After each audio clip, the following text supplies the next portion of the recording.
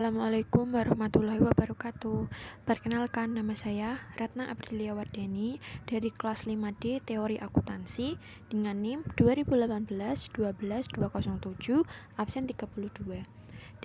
Dalam video kali ini saya akan menjelaskan tentang standar akuntansi.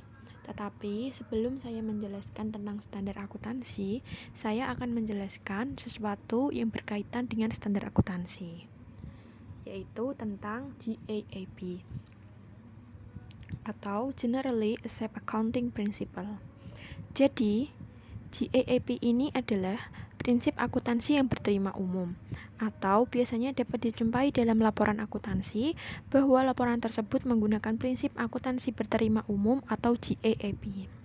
Secara singkatnya, GAAP ini adalah konsep atau standar yang digunakan sebagai pedoman umum dalam menyusun, menyajikan, dan menginterpretasikan laporan keuangan dalam lingkungan tertentu. GAAP ini digunakan karena metode yang dipakai dapat diterapkan pada berbagai kondisi lingkungan. Selanjutnya, metode ini juga didukung dari para profesional akuntan dan badan otoritatif lainnya. Yang ketiga, metode yang dipakai ini itu mendapat dukungan secara tertulis dari para akademisi di bidang akuntansi. Selanjutnya, kita membahas tentang standar akuntansi. Jadi, standar akuntansi itu apa sih? Standar akuntansi yaitu standar atau pedoman yang digunakan untuk menyusun laporan keuangan dan dikeluarkan oleh badan yang berwenang dan berlaku dalam lingkungan tertentu. Jadi, standar akuntansi terdiri dari 3 bagian, yaitu pertama, deskripsi tentang masalah yang dihadapi. Yang kedua, diskusi logis atau cara memecahkan masalah. Yang ketiga, terkait dengan keputusan atau teori diajukan suatu solusi. Lalu, setelah kita mengetahui bagian dari standar akuntansi, pengertian standar akuntansi, lalu pentingnya standar akuntansi itu apa sih? Yang pertama itu memberi informasi kepada pemakai tentang posisi keuangan, hasil usaha, dan hal-hal yang lain berkaitan dengan perusahaan. Jadi informasinya itu diasumsikan secara jelas, konsisten, dapat dipercaya, dan dapat dibandingkan.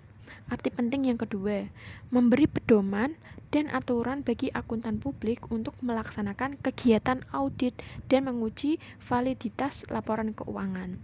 Jadi, kinerja dari akuntan publik itu lebih terarah dan jelas bagaimana prosesnya, apa yang harus dilakukan, dan menguji validitas laporan keuangan. Jadi, laporan keuangannya itu valid atau tidak. Lalu, arti penting yang ketiga, memberi data dasar bagi pemerintah tentang berbagai variabel yang dipandang penting dalam mendukung pengenaan pajak, pembuatan regulasi, perencanaan ekonomi, dan peningkatan efisiensi dan tujuan sosial lainnya. Jadi, dari standar akuntansi ini, pemerintah itu bisa tahu pengenaan pajak bagi perusahaan itu berapa, karena dengan standar akuntansi laporan keuangan itu dapat dipahami oleh berbagai pihak, dari pihak perusahaan dan juga pihak pemerintah atau luar perusahaan. Luar perusahaan itu contohnya kan pemerintah. Jadi dalam laporan keuangan itu akan diadakan pengenaan pajak. Jadi jika laporan keuangan menggunakan standar akuntansi yang general atau dapat dipahami oleh semua orang, jadi tidak ada kesalahpahaman bagaimana dengan kondisi keuangan perusahaan, karena di laporan keuangan kan sudah dijelaskan bagaimana keuangan dari perusahaan. Lalu, arti penting yang keempat, menghasilkan prinsip-prinsip dan teori bagi mereka yang tertarik dengan disiplin akuntansi.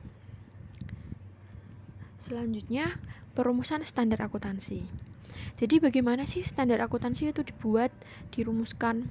Jadi standar akuntansi ini dibuat dengan beberapa pendekatan, yaitu pendekatan yang pertama adalah pendekatan pasar bebas, yang kedua adalah pendekatan regulasi. Yang pertama kita bahas adalah pendekatan pasar bebas. Jadi, pendekatan ini berlandaskan bahwa informasi akuntansi merupakan komoditi ekonomi serupa barang atau jasa lain. Atas dasar asumsi tersebut, jumlah informasi akuntansi yang disajikan akan dipengaruhi oleh kekuatan permintaan dan penawaran. Jadi, kekuatan permintaan dan penawaran itu diwakili pihak yang permintaan itu adalah pihak yang menggunakan laporan keuangan. Pihak penawaran adalah pihak yang membuat laporan keuangan. Selanjutnya adalah pendekatan regulasi. Jadi, pendekatan ini berasumsi bahwa adanya berbagai krisis dalam penentuan standar mendorong munculnya kebijakan regulasi akuntansi. Permintaan terhadap kebijakan atau standar didorong oleh krisis yang muncul. Pihak penentu standar akuntansi menanggapi dengan cara menyediakan kebijakan tersebut. Kebijakan tersebut lebih menitik beratkan pada kepentingan regulator atau pemerintah sebagai penguasa.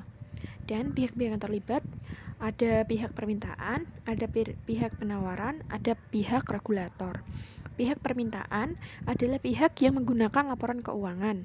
Pihak penawaran adalah pihak yang membuat laporan, dan regulator adalah pemerintah. Selanjutnya adalah tentang pengatur standar akuntansi.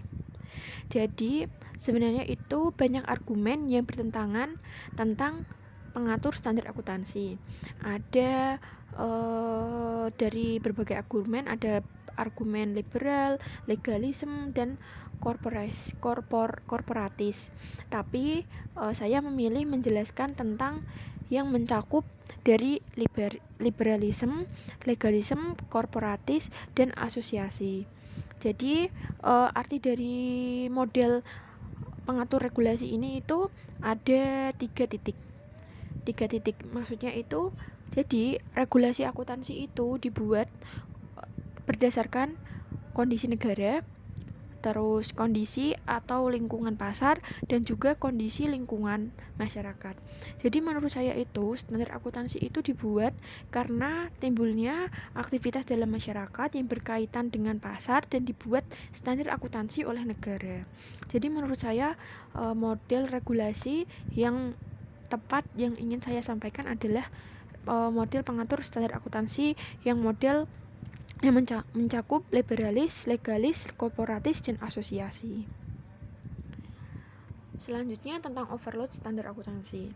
Jadi standar akuntansi itu jika terlalu berlebihan akan membuat si akuntan menjadi bingung, karena jika standar akuntansi itu rinci mengatur laporan keuangan akan membatasi ruang gerak dari para akuntan.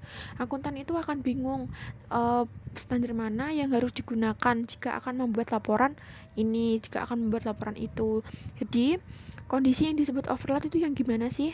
Jadi kondisi yang pertama, terlalu banyak standar akuntansi. Yang kedua, standar yang terlalu rinci. Yang ketiga, tidak ada standar yang berjenjang. Yang keempat, pengungkapan yang berlebihan, pengukuran yang rumit, atau keduanya.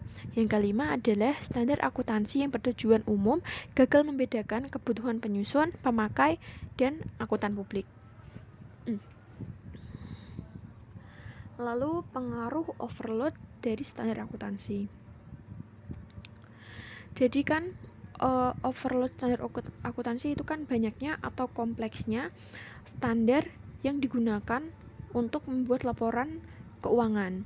Nah, itu adalah kondisi yang disebut dengan overload standar akuntansi. Jadi, jika overload standar akuntansi itu akan berpengaruh kepada kedua pihak. Pertama, pihak akuntan. Pihak akuntan adalah pihak yang membuat ataupun pihak yang mengaudit. Yang kedua adalah pihak luar.